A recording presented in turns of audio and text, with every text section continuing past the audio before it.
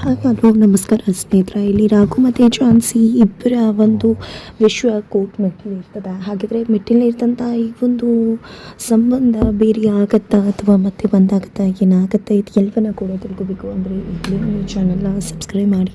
ಹಾಗೆ ಈ ಒಂದು ವಿಡಿಯೋವನ್ನು ಪೂರ್ತಿಯಾಗಿ ನೋಡೋದನ್ನು ಯಾವುದೇ ಕಾರಣಕ್ಕೂ ಕೂಡ ಮರಿಬೇಡಿ. ಇಲ್ಲಿ ರಾಘು ಮನೆಗೆ ಬರ್ತಿದ್ದಾಗೆ ಝಾನ್ಸಿ ಮತ್ತು ತಾತ ಇಬ್ಬರು ಕೂಡ ಖುಷಿ ಪಡ್ತಾರೆ. ಯಾಕಂದರೆ ರಾಘು ಝಾನ್ಸಿನ ಒಪ್ಪಿ ಮನೆಗೆ ಕರ್ಕೊಂಡು ಹೋಗೋಕೆ ಬಂದಿರ್ಬೋದು ಅಂತ. ಬಟ್ ಅದು ಸುಳ್ಳು ಅನ್ನೋ ವಿಷಯ ಗೊತ್ತಾಗ್ತಿದ್ದಾಗೆ ನಿಜವಾಗ್ಲೂ ಝಾನ್ಸಿ ಮತ್ತು ತಾತ ಇಬ್ಬರು ಕೂಡ ಕುಸಿದು ಹೋಗ್ಬಿಡ್ತಾರೆ. ಯಾಕಂದರೆ ರಾಘು ಅಲ್ಲಿಗೆ ಬಂದಿದ್ದು ತನಗೆ ಇದ್ದಂಥ ಜವಾಬ್ದಾರಿಯನ್ನು ಕಳ್ಕೊಳ್ಳೋದಕ್ಕೆ, ತಾನು ಪಡ್ಕೊಂಡಿದ್ದಂಥ ಜಾಗಕ್ಕೆ ರೆಸಿಗ್ನೇಷನನ್ನು ಕೊಡೋದಕ್ಕೆ. ಇದರಿಂದಾಗಿ ತಾತಂಗೆ ತುಂಬ ವಿಚಾರ ಆಗುತ್ತೆ. ಈ ಕಡೆ ತುಳಸಿಯವರಂತೂ ರೆಸಿಗ್ನೇಷನ್ ಅಂತಕ್ಕಂಥದ್ದು ಒಳ್ಳೆಯವ್ರಿಗೆ ಕೊಡಬೇಕಾಗಿರೋದು, ನಿನ್ನಂಥವ್ರಿಗಲ್ಲ. ನಿನ್ನಂಥವ್ನಿಂದ ಯಾಕೆ ರೆಸಿಗ್ನೇಷನ್ ಬೇಕಾಗಿದೆ, ಮೊದಲು ಇಲ್ಲಿಂದ ತೊಳಗ್ತಾ ಇರೋ, ನಿನಗೂ ಈ ಮನೆಗೂ ಯಾವುದೇ ರೀತಿ ಸಂಬಂಧ ಇಲ್ಲ ಅಂತ ಹೇಳಿ ಕುತ್ತಿಗೆ ಹಿಡಿದು ಹೊರಗಡೆ ಬಿಡ್ತಾರೆ. ಇಲ್ಲಿ ಝಾನ್ಸಿ ಕೂಡ ಮೌನವಾಗಿರಬೇಕಾಗಿದೆ. ಯಾಕಂದರೆ ಅವಳ ಪರಿಸ್ಥಿತಿ ಯಾವ ರೀತಿ ಇದೆ, ರಾಘುಗೆ ನಾವು ಬೇಡ ಅಂದಮೇಲೆ ಇನ್ನೇನಿದೆ ಸಂಬಂಧದಲ್ಲಿ ಅಂತ ತಮ್ಮಿಬ್ಬರ ಸಂಬಂಧವನ್ನು ಕಳ್ಸ್ಕೊಳ್ಳೋಕೆ ಏನೆಲ್ಲ ಮಾಡಬೇಕು ಎಲ್ಲವನ್ನ ಕೂಡ ರಾಘು ಮಾಡ್ತಿದ್ದಾನೆ ಅನ್ನೋ ಬೇಜಾರು ನಿಜವಾಗ್ಲೂ ಕೂಡ ಇಲ್ಲಿ ಝಾನ್ಸಿಗಿದೆ. ಇತ್ತ ಕಡೆ ರಾಘು ಮತ್ತು ಝಾನ್ಸಿ ಸಂಬಂಧ ಅಲ್ಲೂ ಬಂಧದಲ್ಲಿ ಬಿರುಕು ಮೂಡ್ತಾ ಇದ್ದಾರೆ. ಆತ ಕಡೆ ರಾಮಾಚಾರಿ ಮತ್ತು ಚಾರು ಇಬ್ಬರು ಕೂಡ ಸಿಕ್ಕಾಕೊಳ್ಳೋ ಸಮಯ ಬಂದದ್ದಾಗಿದೆ. ನವದೀಪ್ ಮಗ ವಿವೇಕ್ಗೆ ರಾಮಾಚಾರಿ ಮತ್ತು ಚಾರು ಇಬ್ಬರ ಬಂಡವಾಳ ಗೊತ್ತಾಗದ. ಇಲ್ಲಿ ಚಾರುನೇ ಇಷ್ಟೆಲ್ಲ ಮಾಡಿರೋದು ನಮ್ಮಪ್ಪನ ಫೇಲ್ಯೂರ್ಸ್ಗೆ, ಎಲ್ಲದಕ್ಕೂ ಕೂಡ ಚಾರುನೇ ಕಾರಣ ಅನ್ನೋ ವಿಷಯ ಗೊತ್ತಾಗಿದೆ. ಹಾಗಾಗಿ ವಿಷಯವನ್ನು ಮಾತಾಡಬೇಕು ಅಂತ ಹೇಳಿ ಚಾರು ಹಾಗೆ ನವದೀಪ್ ಮತ್ತು ಮಾನ್ಯತಾನ ಮನೆಗೆ ಕರೆಸಿದ್ದಾರೆ ವಿವೇಕ. ಇದ್ರ ಕಡೆ ನವದೀಪ್ ಮಗ ಇನ್ನೇನು ವಿಷಯ ಹೇಳಿ ಬಿಡ್ಬೋದು ಅನ್ನೋ ಭಯ ಶುರುವಾದಂಥ ಚಾರಿ ಇಬ್ಬರು ಕೂಡ ಹೇಗಾದರೂ ಮಾಡಿ ಇದನ್ನು ತಡಿಬೇಕು ಅಂತ ಯೋಚನೆ ಮಾಡ್ತಾರೆ. ಅದೇ ಕಾರಣಕ್ಕೋಸ್ಕರ ಇಲ್ಲಿ ವಿವೇಕ್ನ ಟ್ರ್ಯಾಪ್ ಮಾಡೋಕ್ಕೆ ಮುಂದಾಗ್ತಾರೆ. ಇಲ್ಲಿ ರಾಮಾಚಾರಿ ಕಿಟ್ಟಿ ಹೆಸರಲ್ಲಿ ವಿವೇಕ್ಗೆ ಕಾಲ್ ಮಾಡಿದ. ಸರ್, ನಿಮ್ಮ ತಂದೆಗೆ ಮೋಸ ಮಾಡಿದ್ದು ಬೇರೆ ಯಾರೂ ಅಲ್ಲ ಚಾರು. ನನಗೆ ಸತ್ಯ ಗೊತ್ತಾಗಿದೆ, ಅವಳನ್ನ ಲಾಕ್ ಮಾಡಿದ್ದೀನಿ ಅಂತ. ಹೌದು, ನನಗೂ ಕೂಡ ಸತ್ಯ ಗೊತ್ತಾಗಿದೆ. ಅವಳ ಬಗ್ಗೆ ನನ್ನ ಹತ್ರ ಸಾಕ್ಷಿ ಕೂಡ ಇದೆ, ಅದನ್ನೇ ಮಾತಾಡೋಕ್ಕೆ ಅಂತ ಇಲ್ಲಿ ಅವರಮ್ಮ ಮಾನ್ಯತಾನ ನನ್ನ ತಂದೆನ ಎಲ್ಲರನ್ನ ಕೂಡ ಮನೆಗೆ ಕರ್ತಿದ್ದೀನಿ. ಇವತ್ತು ಸಾಕ್ಷಿ ಸಮೇತ ಅವಳನ್ನ ಹಿಡಿದು ಕೊಡ್ತೀನಿ. ನಮ್ಮಪ್ಪ ನನ್ನ ಯಾವಾಗಲೂ ಸೋಂಬೇರಿ ಅಂತಿದ್ರು, ನಾನು ಸೋಂಬೇರಿ ಅಲ್ಲ, ನಾನೊಬ್ಬ ಬುದ್ಧಿವಂತ ಅನ್ನೋದನ್ನು ಪ್ರೂವ್ ಮಾಡ್ಕೋತೀನಿ ಅಂತ ಹೇಳ್ತಿದ್ದಾರೆ. ಅಯ್ಯೋ ಸರಿ, ಏನು ತಪ್ಪು ಮಾಡೋಕೆ ಹೋಗ್ತಿದ್ರ ನೀವು? ಆ ಸಾಕ್ಷಿ ತೋರಿಸಿದ ತಕ್ಷಣ ಖಂಡಿತ ಚಾರು ಅದನ್ನು 2 ನಿಮಿಷದಲ್ಲಿ ಮಕ್ಕಳೇ ಮಲಗಿಸ್ಬಿಡ್ತಾಳೆ ಅಂತ ಹೇಳ್ತಿದ್ದಾರೆ. ಏನು ಮಾತಾಡ್ತಿದ್ಯಾ ಕಿಟಿ ನೀನು ಅಂತ ಹೇಳಿ ವಿವೇಕ್ ಹೇಳ್ದಾಗ, ಹೌದು ಸರ್, ನಾನು ಹೇಳ್ತಿರೋದು ನಿಜಾನೇ. ಯಾಕಂದರೆ ಇಲ್ಲಿ ಚಾರು ನೀವು ಮಿಮಿಕ್ರಿ ಮಾಡಿಸಿದ್ರೆ ಅಂತ ಹೇಳಿ ಆ ಒಂದು ಸಾಕ್ಷಿಯನ್ನು ಸುಳ್ಳೆ ಮಾಡಿಬಿಡ್ತಾಳೆ. ಅದಕ್ಕೋಸ್ಕರನೇ ನೀವು ಈಗ ಯಾವುದೇ ರೀತಿ ತೀರ್ಮಾನ ತೊಗೊಳಕ್ಕೆ ಹೋಗಬೇಡಿ. ನನ್ನ ಹತ್ರ ಬಲವಾದ ಸಾಕ್ಷಿ ಇದೆ.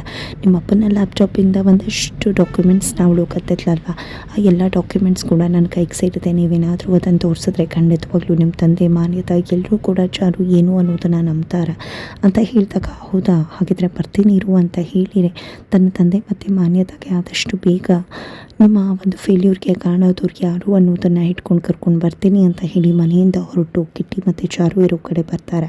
ಇಲ್ಲಿ ನವದೀಪ್ ಮಗನ ನಂಬಿಸ್ಬೇಕು ಅಂತ ಚಾರುನ ಲಾಕ್ ಮಾಡಿದ್ದಾರೆ ಚಾರಿ.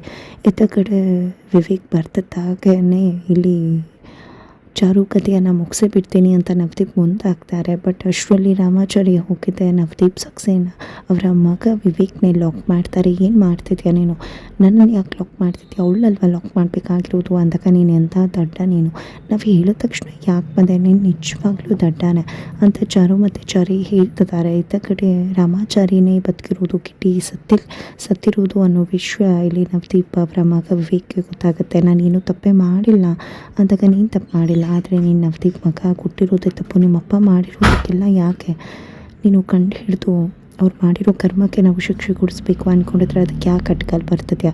ನಿಜವಾಗ್ಲೂ ನೀನು ಎಂಥ ದಡ್ಡ ಗೊತ್ತಾ, ನಿನ್ನ ಕೈಯಲ್ಲಿ ಸಾಕ್ಷಿ ಇತ್ತು, ಹೋಗ್ಬಿಟ್ಟು ಹೇಳ್ಬೋದಿತ್ತು ನೀನು ಚಾರುನೇ ಇಷ್ಟೆಲ್ಲ ಮಾಡಿರೋದು ಅಂತ. ಆದರೆ ಸತ್ಯ ಹೇಳೋದನ್ನು ಬಿಟ್ಟು ನೀನು ಮಾಡಿದ್ಯೇನು, ನೀನು ಮಾಡಿದ ಎಡವಟ್ಟು ಇಲ್ಲಿಗೆ ಬಂದದ್ದು. ಅಂದಮೇಲೆ ನಿನ್ನ ನಾವು ಬಿಡ್ತೀವಿ ಅಂತ ಅಂದ್ಕೊಂಡಿದ್ಯಾ?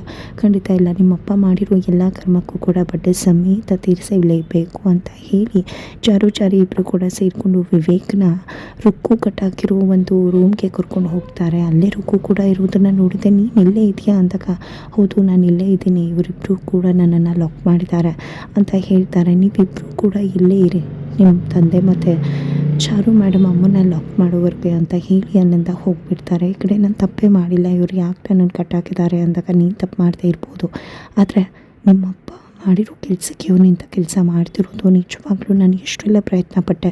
ಆ ಮಾನ್ಯತಾ ಮೇಡಮ್ಗೆ ಚಾರು ಸುಳ್ಳು ಹೇಳ್ತಿದ್ದಾಳೆ, ನಾಟಕ ಮಾಡ್ತಿದ್ದಾರೆ, ಸತ್ತಿರೋದು ನನ್ನ ಗಂಡ ಅಂತ.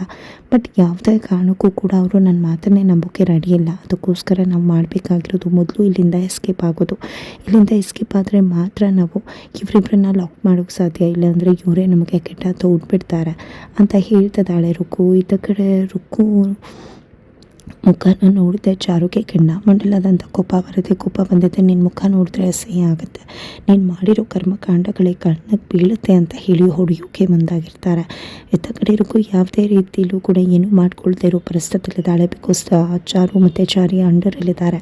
ಈ ಕಡೆ ಮುರಾರಿ ರುಕ್ಕು ಮತ್ತು ವಿವೇಕ್ನ ನೋಡ್ಕೊತಿದ್ದಾರೆ. ಇತ್ತ ಕಡೆ ರಾಮಾಚಾರಿ ಚಾರು ಮನೆಗೆ ಬಂದಿದ್ದಾರೆ, ಅಂದರೆ ವಿವೇಕ್ ಮನೆಗೆ ಬಂದಿದ್ದಾರೆ. ಈ ಕಡೆ ನವದೀಪ್ ಮತ್ತು ಮಾನ್ಯತಾ ಹತ್ರ ಚಾರು ನನ್ನ ವಿವೇಕ್ ಕರ್ತಿದ್ರು ಏನೋ ವಿಷಯ ಮಾತಾಡಬೇಕು ಅಂತ. ಇಲ್ಲಿ ಅವರು ಅಂದಾಗ ಅಯ್ಯೋ ನನ್ನ ಒಂದು ಸೋಲಿಗೆ ಕಾರಣ ಯಾರು ಅನ್ನೋರನ್ನ ಕರ್ಕೊಂಡು ಬರ್ತೀನಿ ಅಂತ ಹೋದೋನು ಇನ್ನೂ ಕೂಡ ಬಂದೇ ಇಲ್ಲ ಅಂತ ಹೇಳ್ತಿದ್ದಾರೆ.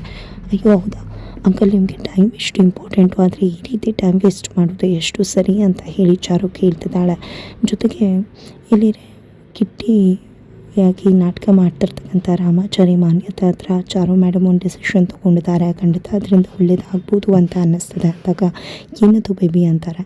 ಇಲ್ಲಿ ಅಂಕಲ್ ನೀವು ನಮ್ಮ ತಂದೆ ಆಸ್ತಿನ ಬರ್ಸ್ಕೊಂಡ್ರೆ ಅಂದಾಗ ಅಯ್ಯೋ ನಿಮ್ಮ ತಂದೆ ಒಪ್ಕೋತಾನೆ ಇಲ್ಲ ಅಮ್ಮ ಆಸ್ತಿ ಬರ್ಸ್ಕೊಳ್ಳೋದಕ್ಕೆ ಅಂತಾರೆ. ಹೌದಾ, ಹಾಗಿದ್ರೆ ನಾನು ಒಂದು ಸತಿ ಟ್ರೈ ಮಾಡ್ತೀನಿ, ಖಂಡಿತ ಅಪ್ಪ ನನಗೆ ಆಸ್ತಿ ಬರ್ಸ್ಕೊಡೋಕ್ಕೆ ಇಲ್ಲ ಅಂತ ಹೇಳೋದಿಲ್ಲ, ಇಡೀ ಆಸ್ತಿನ ನನ್ನ ಹೆಸ್ರಿಗೆ ಬರ್ಕೊಡ್ತಾರೆ. ಆಗ ನನ್ನ ಹೆಸರಲ್ಲಿರೋ ಆಸ್ತಿ ನಿಮ್ಮಂತೆ ಆಗಿಬಿಡುತ್ತೆ.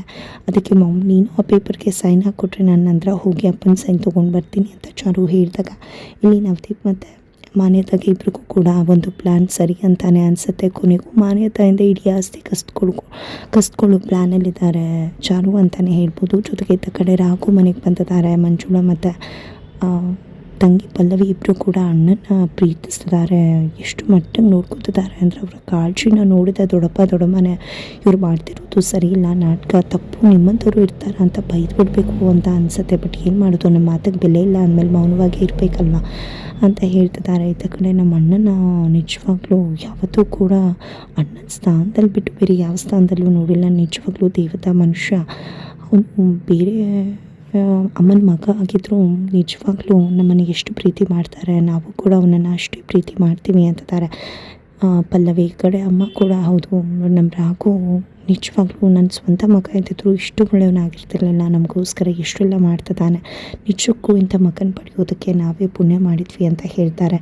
ಈ ಕಡೆ ತುಳಸಿಯವರ ಮಗ ಝಾನ್ಸಿ ಮತ್ತು ತಾತನ ಮುಖದಲ್ಲಿ ಇನ್ನೂ ಕೂಡ ರಾಘು ಬಗ್ಗೆ ಪ್ರೀತಿ ಇದೆ, ಒಂದಾದರೆ ಸಾಕು ಅಂತ ಬಯಸ್ತಿದ್ದಾರೆ ಅಂದಾಗ ಆದರೂ ಕೂಡ ರಾಘು ಮನಸ್ಸಲ್ಲಿ ಪ್ರೀತಿ ಇಲ್ವಲ್ಲ, ಖಂಡಿತವಾಗ್ಲೂ ಕೋರ್ಟಲ್ಲಿ ಇಬ್ಬರು ಕೂಡ ದೂರ ಆಗ್ತಾರೆ ಅಂತ ಹೇಳ್ತಾರೆ. ಈ ಕಡೆ ಕೋರ್ಟ್ಗೆ ಹೋಗಬೇಕಾಗಿದೆ. ಈ ಕಡೆ ತುಳಸಿಯವರು ನಾನು ಕೂಡ ಹೋಗ್ತೀನಿ, ಇಲ್ಲ ರಾಯ್ ನೀನು ಹೋಗು ಝಾನ್ಸಿ ಜೊತೆ ಪಾಪ ಅಂತ ಹೇಳಿದಾಗ ಯಾರೂ ಅವಶ್ಯಕತೆ ಇಲ್ಲ ಅಂತ ಝಾನ್ಸಿ ಹಳೆ ಝಾನ್ಸಿಯಾಗಿ ಎಂಟ್ರಿ ಕೊಟ್ಟಿದ್ದಾಳೆ. ಹಾಗಿದ್ರೆ ಹಳೆ ಝಾನ್ಸಿಯಾಗಿ ಎಂಟ್ರಿ ಕೊಟ್ಟದ ಝಾನ್ಸಿ ರಾಘುವನ್ನು ಪಡ್ಕೋತಾಳ ಅಥವಾ ಕೋರ್ಟ್ನಲ್ಲಿ ರಾಘು ಬೇಡ ಅಂತ ಖಡಕ್ಕಾಗಿ ಹೇಳ್ತಾಳೆ? ಏನಾಗುತ್ತೆ ತಿಳ್ಕೋಬೇಕು ಅಂದರೆ ಮುಂದಿನ ವೀಡಿಯೋಗೆ ವೇಟ್ ಮಾಡೋದನ್ನು ಯಾವುದೇ ಕಾರಣಕ್ಕೂ ಕೂಡ ಮರಿಬೇಡಿ.